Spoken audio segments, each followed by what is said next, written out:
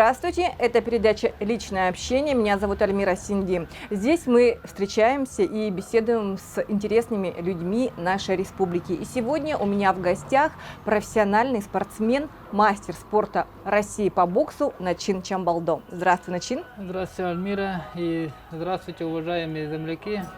Спасибо за приглашение, Альмира. Начин, ты вот профессиональный спортсмен. У нас в Туве, да, очень развит хуреш. Борцов вот пруд-пруди в каждом селе, в каждом населенном пункте. Как так вышло, что ты в маленьком Сук-Бажи начал заниматься именно боксом? У нас в деревне была только секция, волейбол, и у нас был бокс. Понедельник, среда, пятница у нас был бокс, а остальные дни вторник, четверг, суббота была волейбол. Ну, потому что у нас один зал, спортивный зал, где в школе. Потому что чередовали они. Понедельник, среда, пятница бокс с 3 до 7 вечера. И вторник, четверг, суббота была волейбол. Я везде успевал.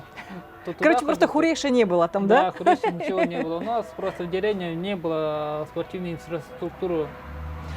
Вот только недавно построили гнездо Ляд, вот губернаторскому проекту.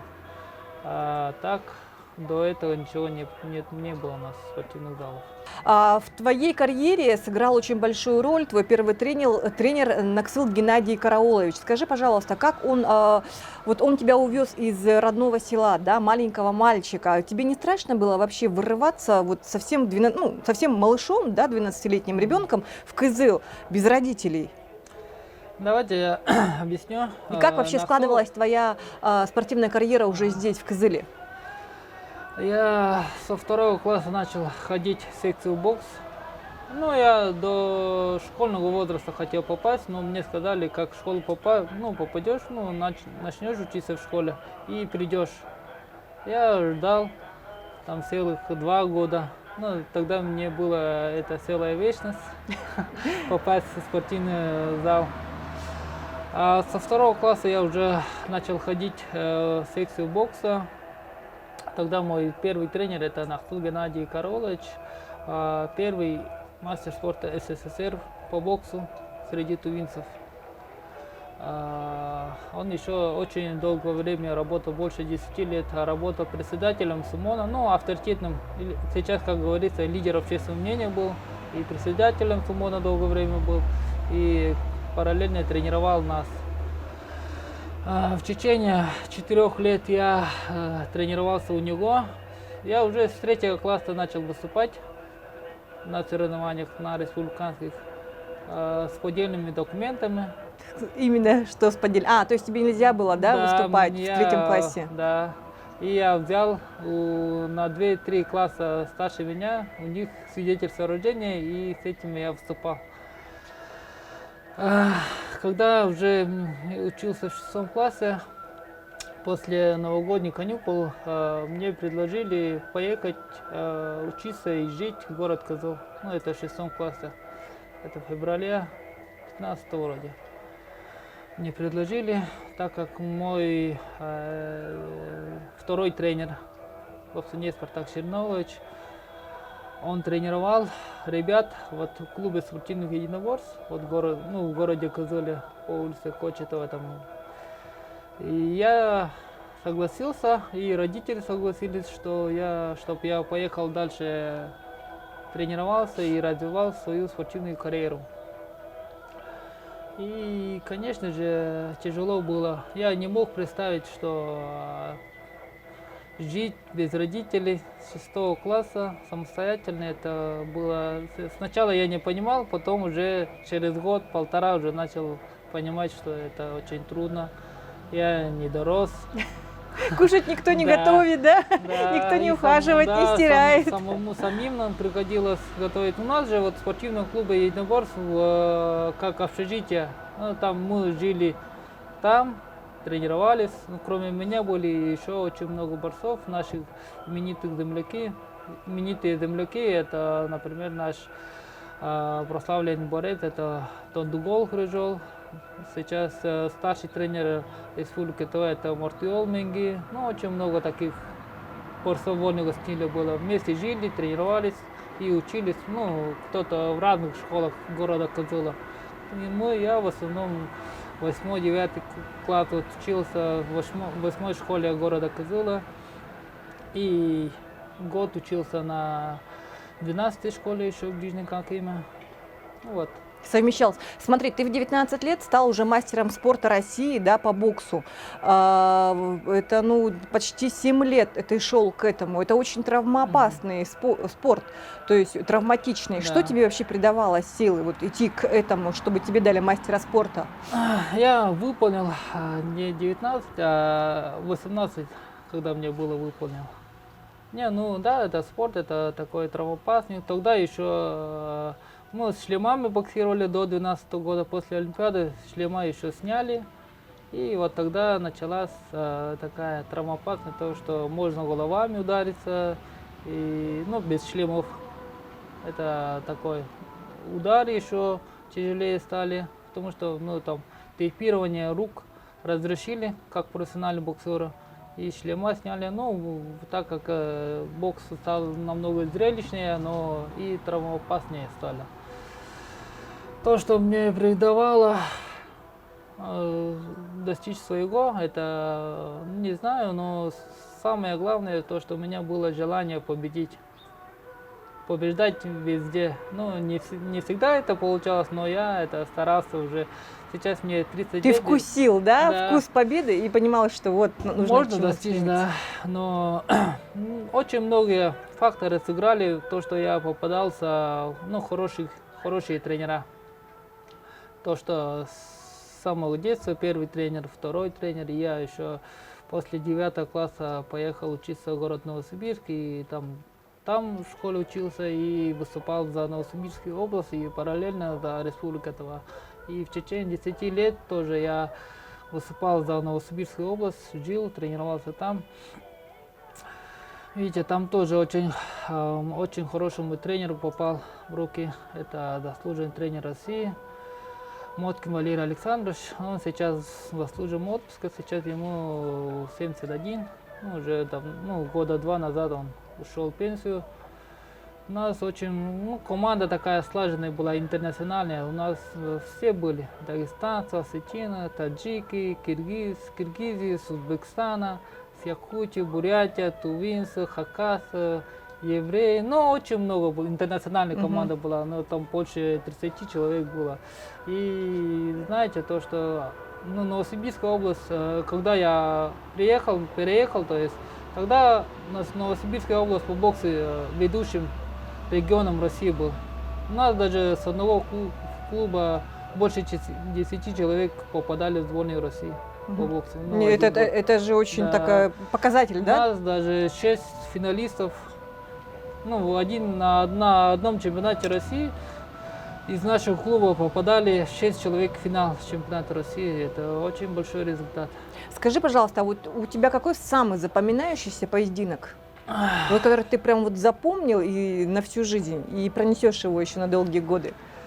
Ну, это 24 февраля 2022 года. Я тогда боксировал с узбекским боксером. У нас был запланирован 8-раундовый бой. То, что это самый такой яркий бой в моей карьере, наверное. То, что у меня в втором раунде сломался нос. И мне еще приходилось еще 6 раундов побоксировать.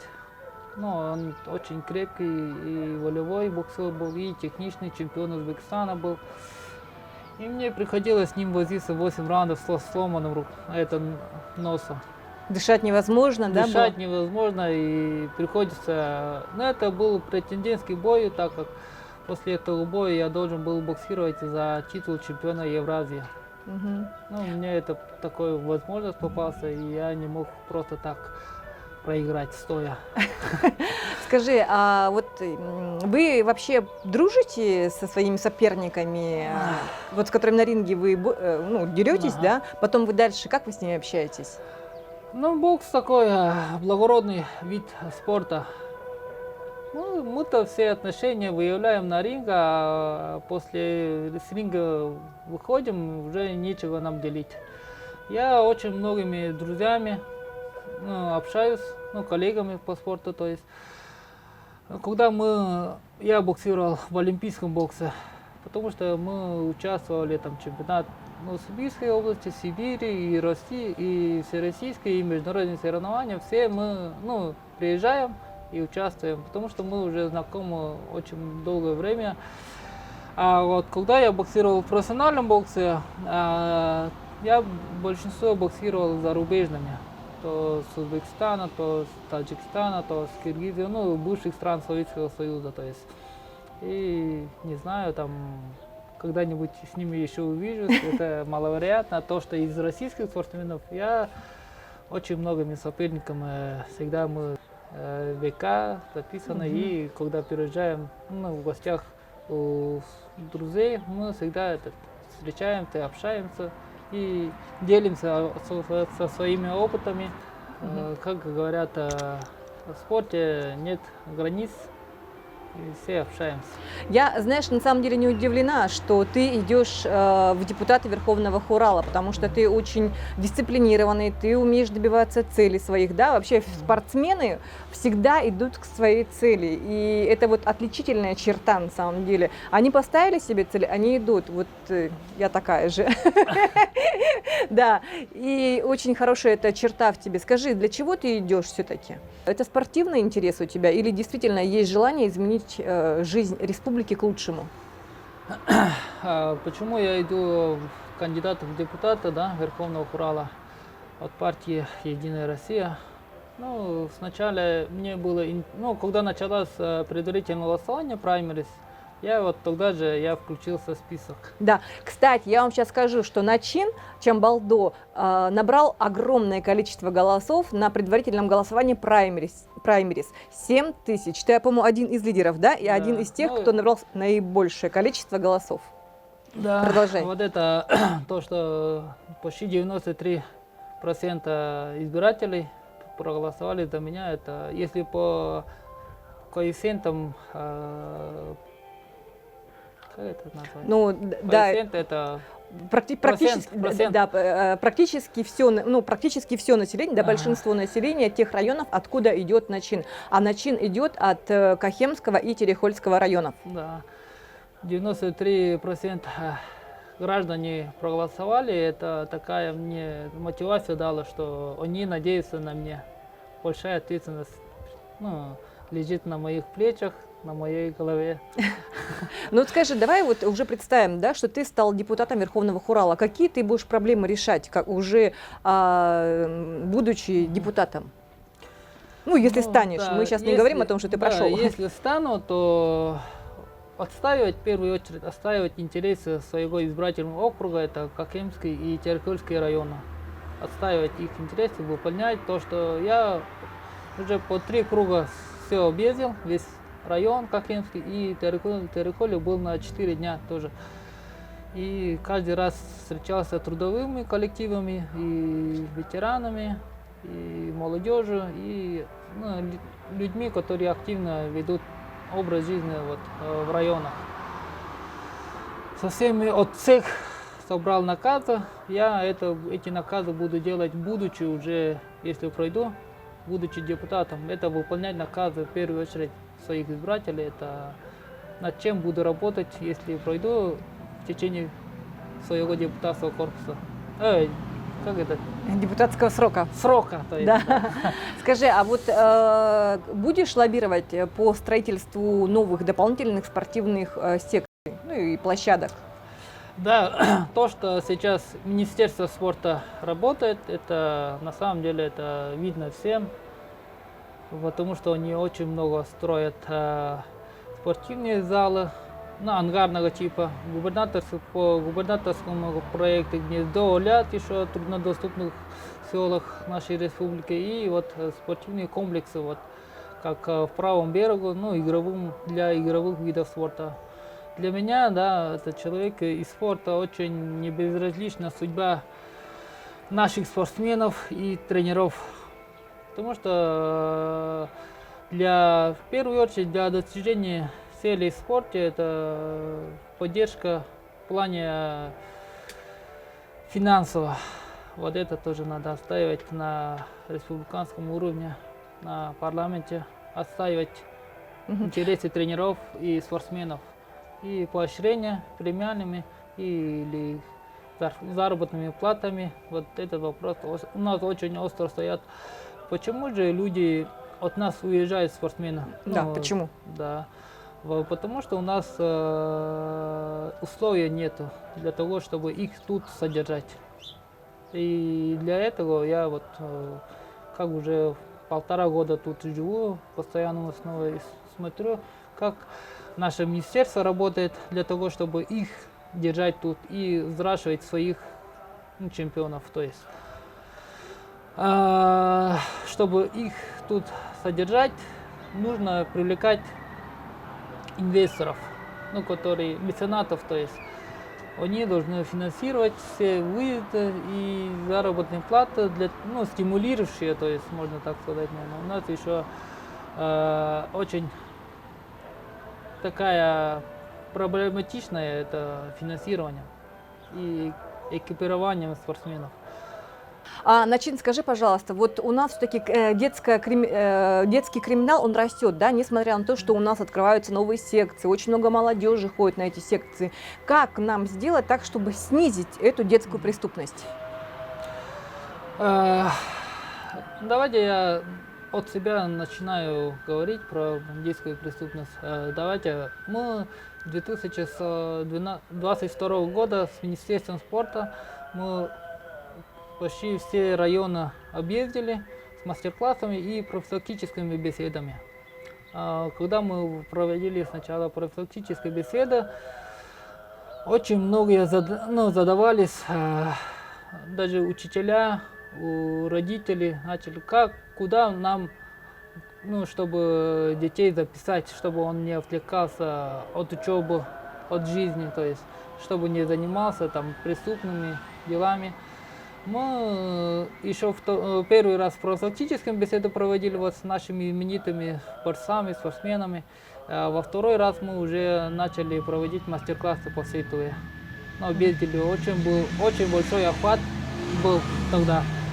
И мы там не только мастер-классы и не только делили опытами, и мы начали подсказывать, куда можно обращаться, какие секции, где проводится, в какое время. И у нас же при Министерстве спорта все спортивные секции бесплатные. То есть любой ребенок может прийти и записаться, и заниматься ему тем видом спорта, которым ему нравится. Но это действительно так, потому что многие спрашивают, о том, что как вообще искоренить детскую преступность. Но, к сожалению, здесь только вот такими семимильными шагами можно исправить все это, потому что за один щелчок этого не сделаешь. Каждый должен подавать пример. Начин, скажи, какие ты еще проблемы видишь в тех районах, от которых ты баллотируешься? Вот именно в Кахемском районе, в Терехольском. Это тоже мои районы, я тоже прожила в Кахемском, и корни у меня из Кундуртука, так что я прямо сейчас буду внимательно слушать. Я знаю там все проблемы. Когда я объезжал Терехольский район и Кахемский, в первую очередь у нас самая большая такая острая проблема – это в дороге. Дорога Кызыл-Сарысеп, Эрзин, Кунгуртук. То есть такие проблемные вопросы есть насчет дорог. И в вторую очередь у нас идет это строительство государственных учреждений, это школа и спортивные объекты, и капитальные или строительство детских садов нехватка, то есть в каких-то селах нехватка, где-то надо капитальный ремонт сделать, то же самое, такие же вопросы насчет школ. В Сарысеп вы знаете, что учится первая школа 3 смены. В 3 смены учатся? Да, это очень такая острая проблема, то что и первая школа такой же, а вторая школа 2 смены, очень большими классами, больше 30 людей. Ничего себе. Вот такая острая проблема. И то, что у нас Кахемский район такой один из самых перспективных, наверное, районов, потому что у нас, я вот объезжал весь район, каждая деревня каждый год что-то делают. Там ФАП строит, либо сельский дом культуры строит, или по проектам губернаторского сорта, либо капитальный ремонт, либо школу капитальный ремонт делает, либо детских садов. Мгм. Я вот в прошлом году ездил, когда проводил спортивные мероприятия. И в этом году, как уже будучи как кандидатом, я бежал, смотрю, у нас каждый год что-то делается. Сравнение вот с другими районами Тулы. Ну да, у нас там еще очень такой трудолюбивый народ. Да. Все-таки от народа тоже зависит, да? Да. Вот сейчас в селе Кундустух строится спортивный зал ангарного типа по губернаторскому проекту. Ангарный зал тоже у нас как идет народное строительство. Потому что Министерство спорта дает все материалы, а народ сами строят. Вы бы видели, как народ все сплоченно, с трудовым коллективом. Первый день, например, там администрация делает, а второй день школа. Вот, по кругу они делают. И кто не безразличен, они тоже сами подходят, либо помогают, либо их кормят строители. Мгм, ну. Да, на самом деле очень сплоченные люди у нас не только в Кахеме и Терехоле, да, но и в других районах. Вот, Да. кстати, по поводу пожара, да, которые накануне были у нас в Тамды, Чедыхоле, показал, что народ не бросает друг друга в беде, все помогают. Да. На этой позитивной ноте я хочу закончить, пожелать тебе удачи, Начин, в твоей дальнейшей предвыборной гонке. Если все сложится, то, возможно, мы встретимся с тобой уже в сентябре. Да, мы уже не один раз встречаемся, уже я второй раз уже на канале, 108 канале, то есть если пройдем, будем уже перед народом, будем каждый год, можем отчитываться, что мы сделали. А мы будем требовать. Что мы сделали для своего избирательного округа и для республики в целом. Будем отчитываться. Надеемся, да, на дальнейшие встречи и будем обсуждать. Да, мы будем обсуждать, мы будем держать на пульсе руку. Так что всем большое спасибо. С нами был Начин Чамбалдо. До новых встреч.